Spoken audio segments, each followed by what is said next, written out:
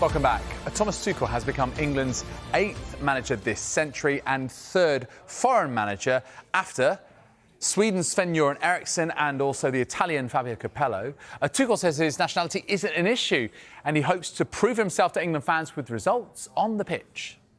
What would your message be, though, to those fans who would have preferred the England team to be managed by an English coach? And do you understand their position? I'm sorry, I just have a German passport, but I can just tell them, and maybe all of these supporters also felt my passion for the English Premier League, my passion for the country, how I love to live here and how I love to work here.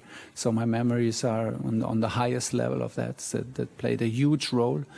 And hopefully I can convince them and show them and prove them that I'm proud to be the English manager. I will do everything to show respect to this role and to this country. And the target for the next 18 months is nothing else than the biggest one in world football, and everyone can be assured of, no matter what nationality my passport says. Everyone has its opinion, and I can understand even an opinion when someone says, like, I would fancy an English coach more for the English team. I can understand it, but I think we deserve a fair chance. We deserve the credit for having a good record in the country, for never being shy of how much we love to live in the country and how much we enjoy to work with the players in Premier League. So maybe this counts a little bit for a British edge on my German passport, and so we will try to convince them by results and by the way we play. I am disappointed that we've not continued with an English manager. I thought we'd moved away from the Sven-Göran Eriksson, Fabio Capello years. And I do believe that the England manager should be English in the way that, Germany, Italy, Spain probably feel that they should have a homegrown manager. So from that point of view, it's disappointing. It's disappointing for English coaches, I think. And Mark Bullingham said that they had spoken to some English coaches. Now, how those conversations went, we don't know, but you're assuming Eddie Howe was in there, Graham Potter, maybe, and they decided against. But who knows what the situation of somebody like Eddie Howe is? Graham Potter's available, but they moved away from that. So I think they're almost kind of backed into a little bit of a corner. They didn't have too many high-quality options. They might have feared that Thomas Tuchel would get a club job in the not too distant future, always talking about the Manchester United hot seat there. So they wanted to act sooner rather than later.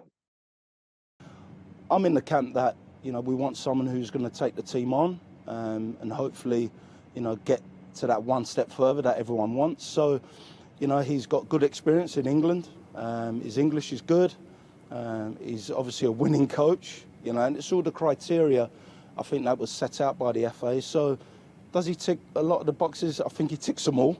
He will have to win over a lot of people, I understand that, but I suppose at the end of the day, winning games and doing well in tournaments is the only way to do that. Well, how has the appointment been viewed in Tuchel's homeland? Well, German football expert Rafael Honstein expressed his surprise, but believes it could be a masterstroke by the FA. Still, I thought I'd never see the day when England would appoint a German manager.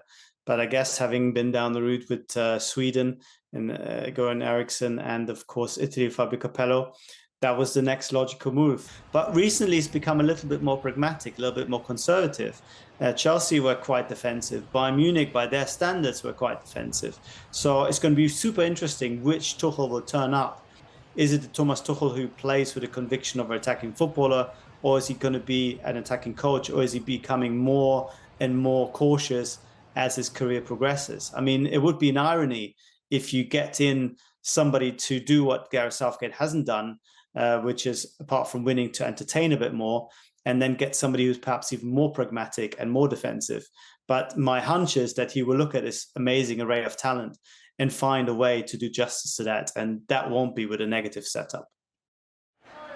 Well, Tuchel was head coach of Borussia Dortmund between 2015 and 2017, replacing club legend Jürgen Klopp in the role. Some of his former supporters are questioning whether this is the right job for Tuchel. Kommt vielleicht da in England vielleicht ein bisschen besser zurecht als in Deutschland. Hier der Tuchel, wie man ihn kennt, sehr arrogant, lässt sich nicht in die Karten reden. Der Nagelsmann, ziemlich junger Trainer, denke ich mal, ist für Deutschland auf jeden Fall besser. Also wie er jetzt da in England ankommt, muss man abwarten. Aber ich denke mal, er wird in England seinen Weg machen. Ich weiß nicht, ob sich da England jetzt einen großen Gefallen tut damit. Also ich könnte mir gut vorstellen, dass es etwas schwierig wird für Thomas Tuchel dort. Also ich wünsche natürlich viel Glück. Aber ich denke, die Mannschaft hat großes Potenzial. Und ich weiß nicht, ob Thomas Tuchel genau der Richtige dafür ist, um nicht eventuell anzuecken wieder mit dem englischen Verband.